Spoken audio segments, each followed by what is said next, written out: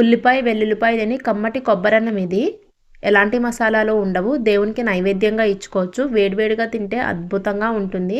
ఇది lunch box కూడా మంచి రెసిపీ. ఎలా చేయాలో వీడియోలో చూద్దాం. దీనికి మీరు బటర్ కానీ గీ కానీ వాడుకోవాలి. నేను 1 స్పూన్ బటర్ తీసుకున్నాను. కావాలనుకుంటే 1 స్పూన్ గీ కూడా తీసుకోవచ్చు. దానిలోకి 2 స్పూన్లు శనగపప్పు, అలానే వేరుశెనగ గుళ్ళు. నేను ఇక్కడ ఎక్కువే వేసాను. మీకు ఎంత కావాలంటే అన్ని వేరుశెనగ గుళ్ళు వేసుకోవచ్చు.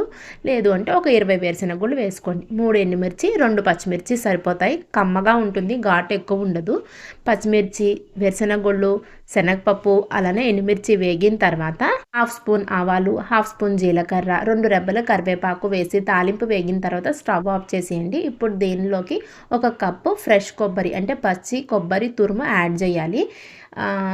నేను ఇక్కడ 1 కప్పు రైస్ తీసుకున్నాను కాబట్టి 1 కప్పు పచ్చి కొబ్బరి తురుము యాడ్ చేస్తున్నాను. రైస్ క్వాంటిటీ బట్టి కొబ్బరిని అడ్జస్ట్ చేసుకోవడమే. అంటే 1 కప్పు రైస్ కప్పు నిండా రైస్ని మనం కుక్ చేసుకున్న రైస్కి 1 కప్పు కొబ్బరి సరిపోతుంది.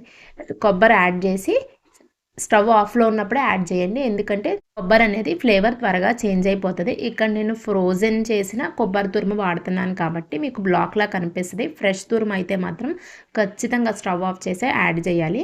ఇప్పుడు మనం ముందుగా కుక్ చేసుకున్న అన్నం అంటే వైట్ రైస్ని యాడ్ చేసేయండి. అన్నం వేడిగానే ఉన్నప్పుడు యాడ్ చేయాలి. దానిలోకి 3/4 స్పూన్స్ సాల్ట్ కూడా యాడ్ చేసి బాగా కలపండి. అన్నం వేడికి తాలింపు వేడికి కొబ్బరి అనేది కంప్లీట్గా మగ్గిపోయి పర్ఫెక్ట్ కమ్మగా ఉన్న కొబ్బరి అన్నం రెడీ అయిపోతుంది. ఇది లంచ్ బాక్స్లో చాలా బాగుంటుంది. మళ్ళీ ఎప్పుడూ చెప్పే పాయింటే ఏ రెసిపీ చేసుకుంటున్నా కూడా మీకు ఆ రెసిపీ పడుతుందా లేదా అన్నది టెస్ట్ చేసుకుని మాత్రం తినడం మర్చిపోకండి. Thanks for watching. Please like, share and subscribe. Follow for more videos. ఈ రెసిపీ కనుక మీకు నచ్చితే ట్రై చేసి మీ యొక్క వాల్యుబుల్ సజెషన్స్ మా కమెంట్ బాక్స్లో తెలియజేయండి.